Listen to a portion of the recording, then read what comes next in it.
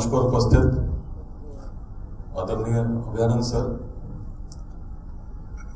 आनंद ji, dean Nalanda विश्वविद्यालय, उपस्थित Siddharth sir,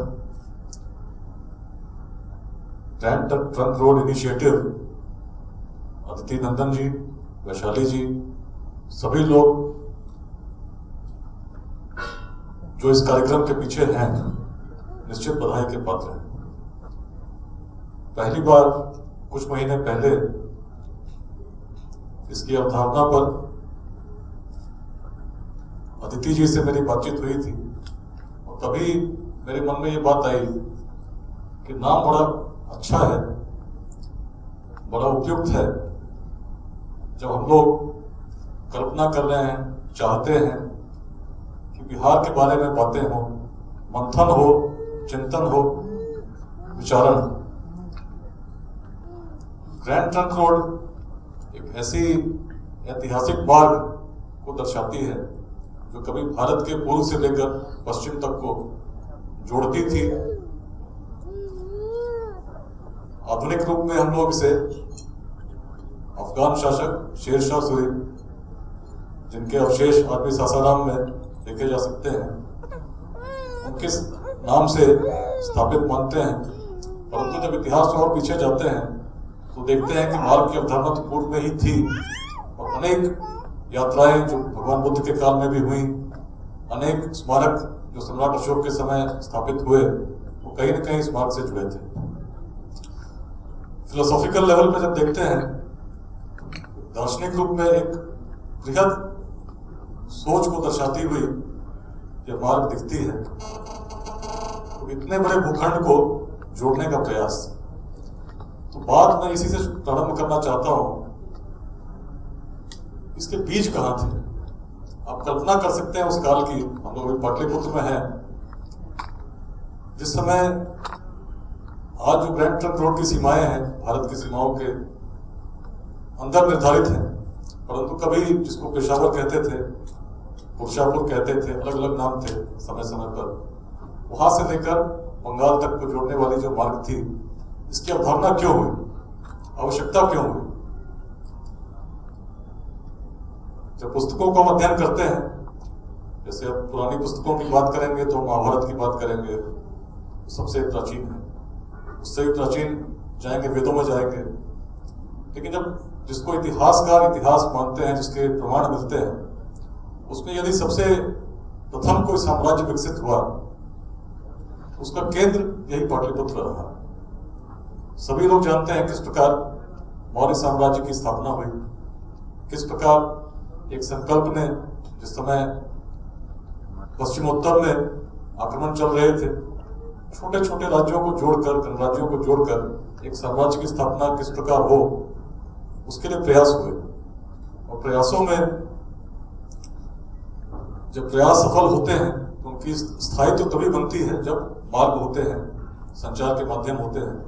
कि उस काल में जब ऐसे मार्ग आज की तरह विकसित नहीं थे, संचार के माध्यम वर्तमान की तरह विकसित नहीं थे, हमारे ही पूर्वजों ने स्थापना की थी एक साम्राज्य की, जिसका केंद्र यही था। इसको हम कहते हैं शौर्य की भूमि थी। कल्पना करना आसान नहीं है। तो उस समय को जब वर्तमान में देखते हैं तो शौर्य की भूमि थी, और शौर्य ऐसी थी कि जब अलेक्जेंडर को भी बताया गया कि आपका सामना मगध की सेनाओं से होने वाला है, तो जब चलती है उनके धूल में सूर्य भी छुप जाता है, तो ऐसी ऐसी की उदंतियां जब उस सेना में फैली तो पूरी सेना घबरा गई थी।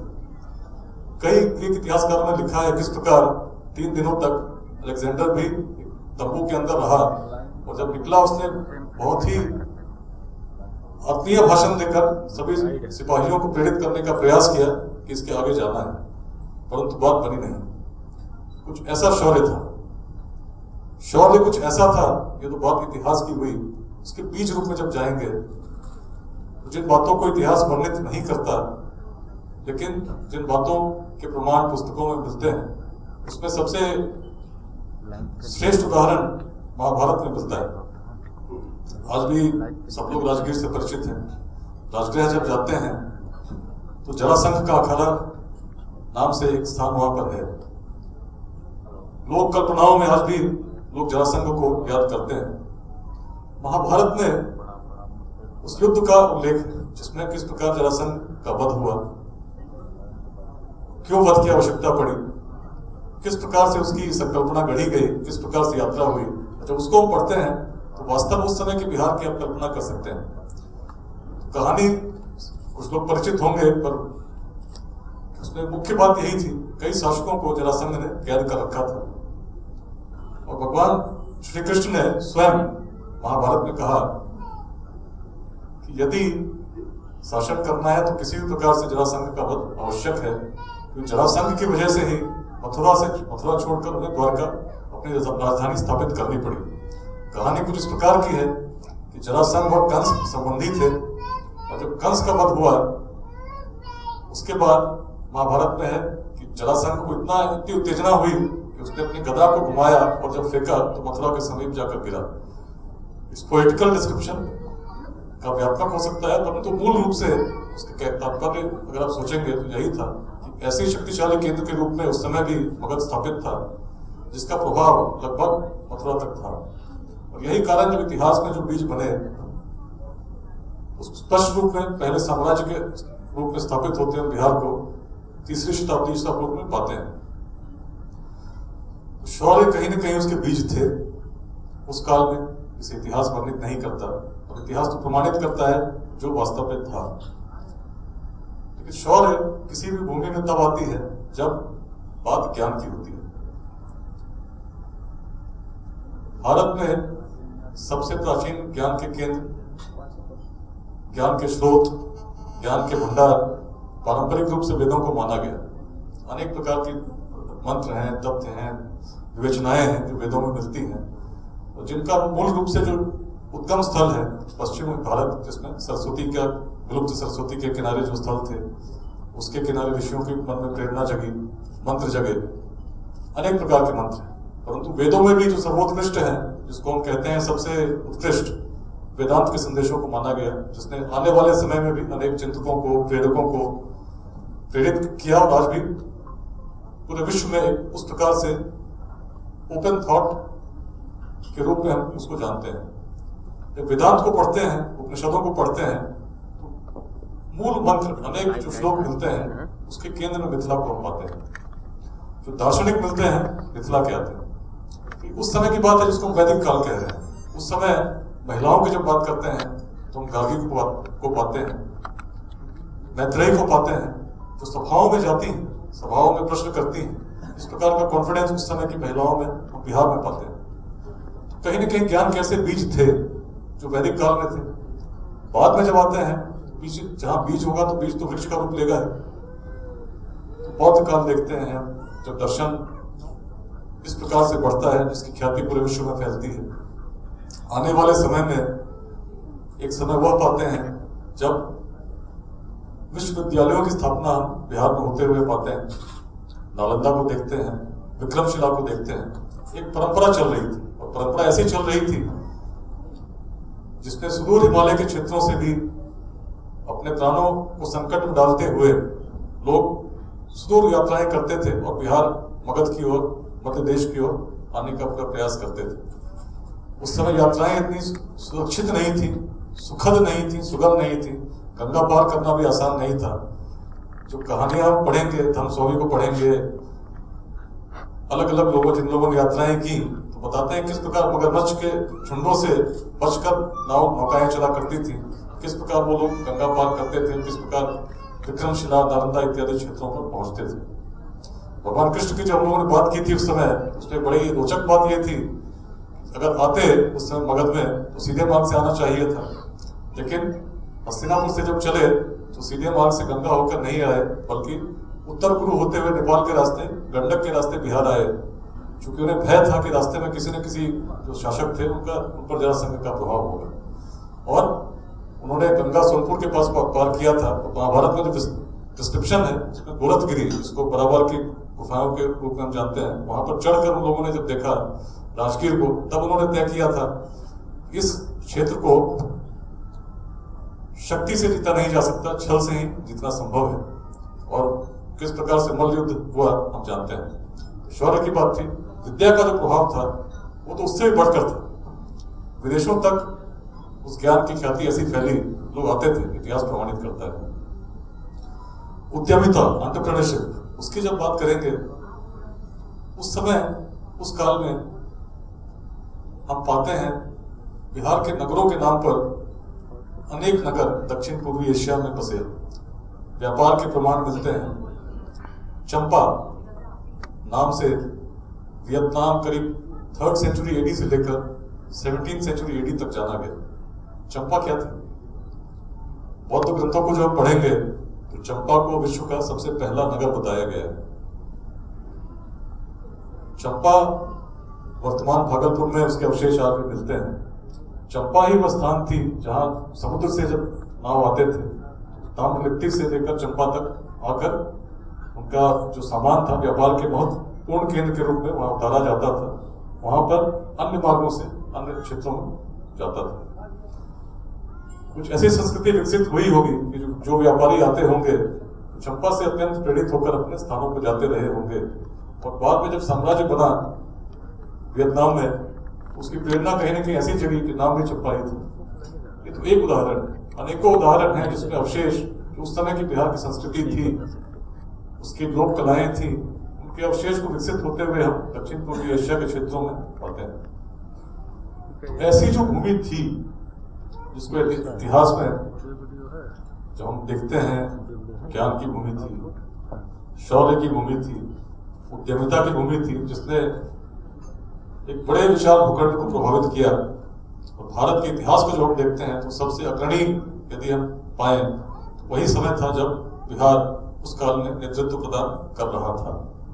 वह भी तब जब तकनीक के माध्यम विकसित नहीं थे, मार्ग इतने विकसित नहीं थे, संचार के साधन वर्तमान की तरह सुगम नहीं थे। तो बीज थे, प्राचीन काल से थे, लेकिन हुआ क्या? क्यों ऐसा होता है जब आज हम देखते हैं देयर इज अ डिस्कनेक्ट? वर्तमान में भी, अब आप ज्ञान की बात कर लीजिए, हमने बात की, आर्यभट्ट की बात हुई, जीरो की खोज यहीं हुई, उपनिषदों की बात हुई, विश्वविद्यालयों की बात हुई, तो आज क्या दिखता है?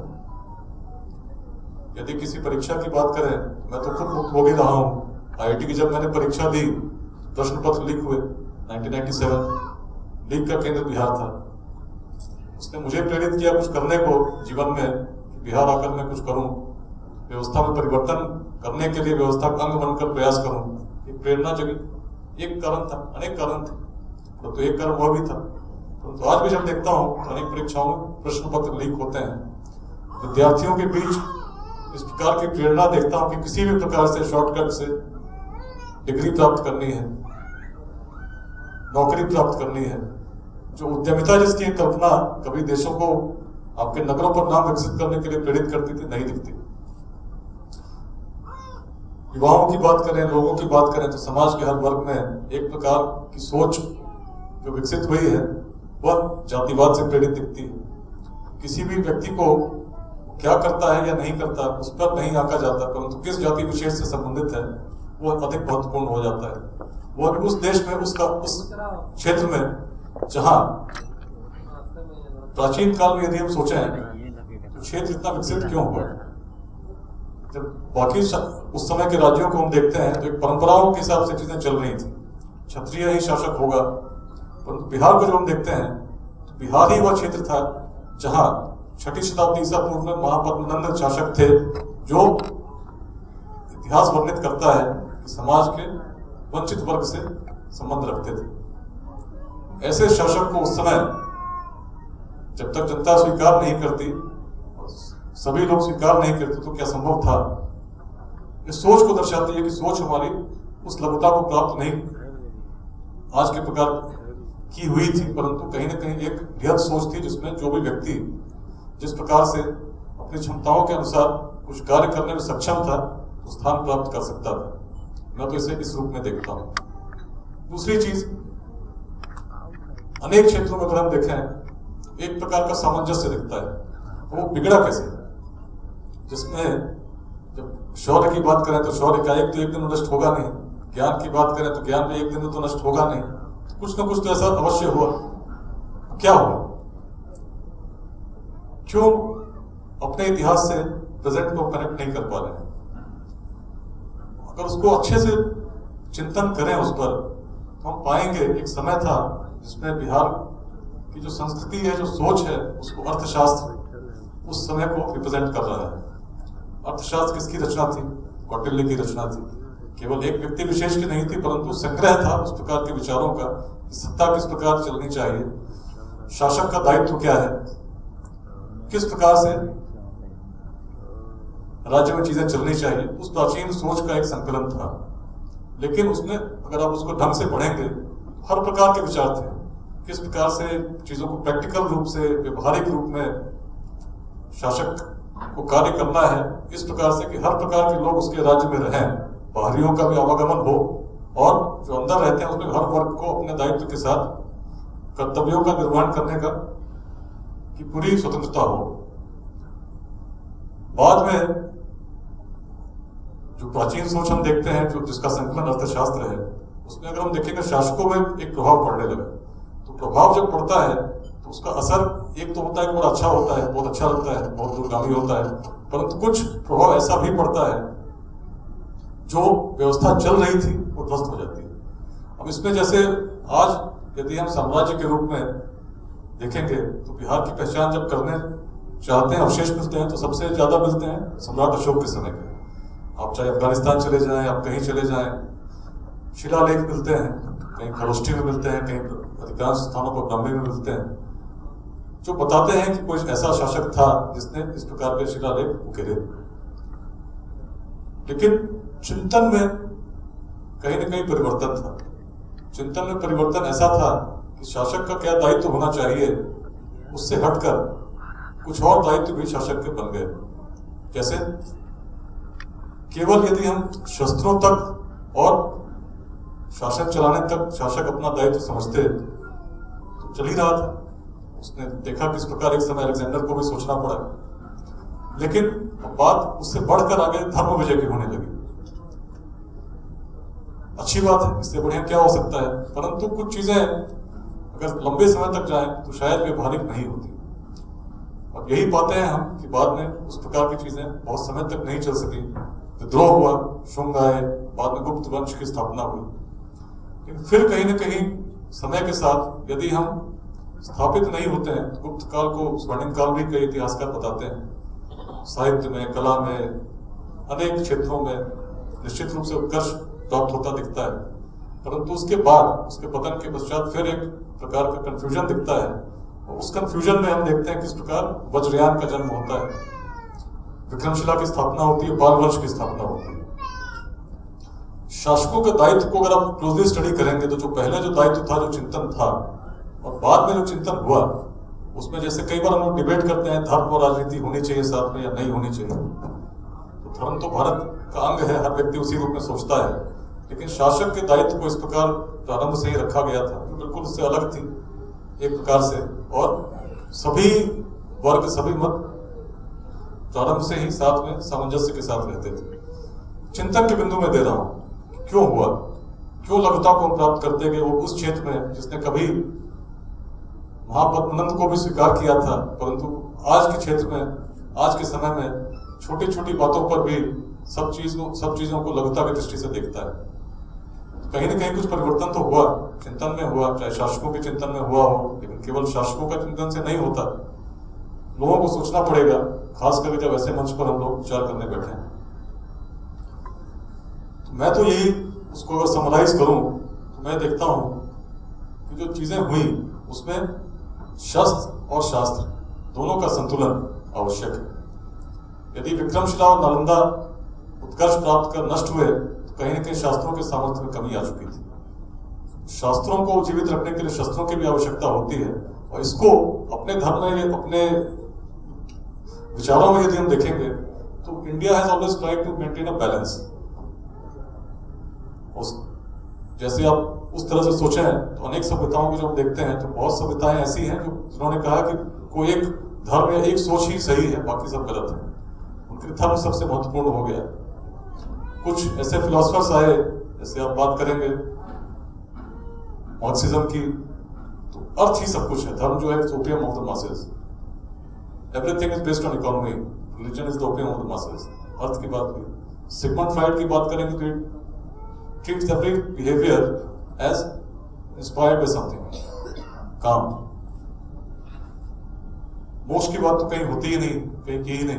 लेकिन बहुत प्राचीन एक पुरुषार्थ की जब बात करते हैं भारत में, तो 4 पुरुषार्थों की बात हुई। What does it represent? It represents an effort to strike a balance between conflicting thoughts and conflicting duties which can coexist at the same time together. And चारों को धर्म, अर्थ, काम, मोक्ष इस क्रम में 4 पुरुषार्थ बताए गए।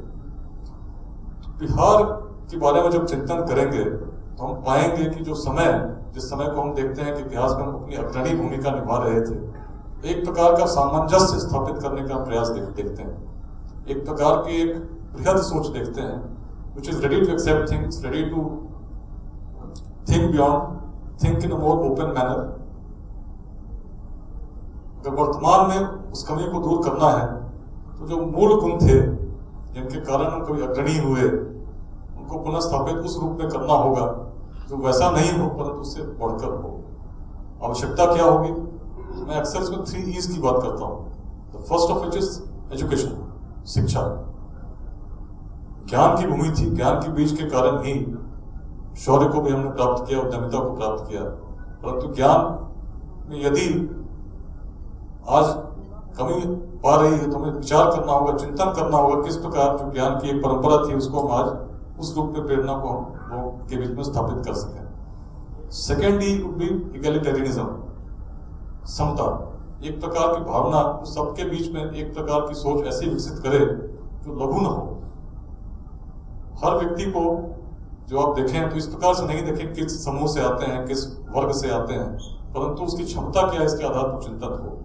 आसान नहीं जो वर्तमान है, लेकिन यदि भविष्य को उज्जवल करना है तो निश्चित ही after education one will have to develop इक्वलिटेरियनिज्म।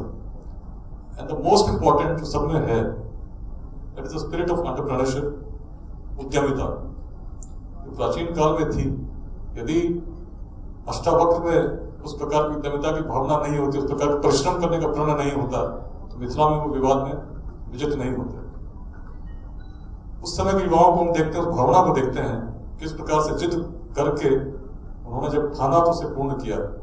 परंतु आज के छात्रों को जब देखेंगे तो कहीं ना कहीं एक प्रकार का ऐसी सोच बन चुकी है कि बिना पैरवी के तो नौकरी रहेगी नहीं, ये नहीं करोगे तो ये होगा नहीं। इस सोच को मिटाने की जरूरत है। शिक्षा, समता, उद्यमिता के भावों को सोचते हुए, उस ऐतिहासिक काल से प्रेरणा लेते हुए जिसमें जब आज की तरह न साधन थे, न माध्यम थे, न तकनीक थी, हम वैसा स्थान, वैसी भूमिका इतिहास में हमने निभाया है। बीज वही है, वैसे ही यशस्वी पूर्वजों के वंशज हम हैं। कहीं न कहीं सामंजस्य में कमी आई, चिंतन में कहीं न कहीं हम दिग्भ्रमित हुए, परंतु उन बीज रूपों को, बीज स्रोतों को आज भी अगर हम उन पर चिंतन करेंगे, मनन करेंगे, कहाँ पर कमी आई, लघुवादों से ऊपर उठकर एक बृहद सोच लेकर चलेंगे तो कोई रोक नहीं सकता। इतनी क्षमता इस क्षेत्र में विद्यमान है, जिसके प्रतिनिधित्व जो भी बिहार के लोग बाहर गए हैं उन्होंने सफलता पाई, अनेक क्षेत्रों में पाई। लेकिन जब अंदर हम देखते हैं तो एक संघर्ष देखते हैं। उस संघर्ष को मिटाना होगा, सहयोग की भावना लानी होगी, जो बृहद सोच से प्रेरित हो, निश्चित ही भविष्य उज्जवल होगा। तो कार्यक्रम के पहले चिंतन की प्रेरणा जगाने के लिए, का अवसर देने के लिए मैं अदिति नंदन सहित पूरी टीम को धन्यवाद देना चाहता हूँ। निश्चित ही मुझे पूरा विश्वास है जब अनेक लोगों को हम सुनेंगे 2 दिनों में, तो कुछ न कुछ ऐसा संग्रह अवश्य करेंगे जिसमें आने वाले समय में will get new issues for thinking. जो हमारे बुद्धिजीवी हैं उनको इस प्रकार प्रेरित करेंगे कि उन विचारों को आम लोगों तक ले जाएं, युवाओं तक ले जाएं, और भविष्य में निश्चित ही कुछ न कुछ सकारात्मक हमारा योगदान हो। सभी को इस अवसर पर हार्दिक शुभकामनाएं देना चाहता हूं। धन्यवाद। जय हिंद।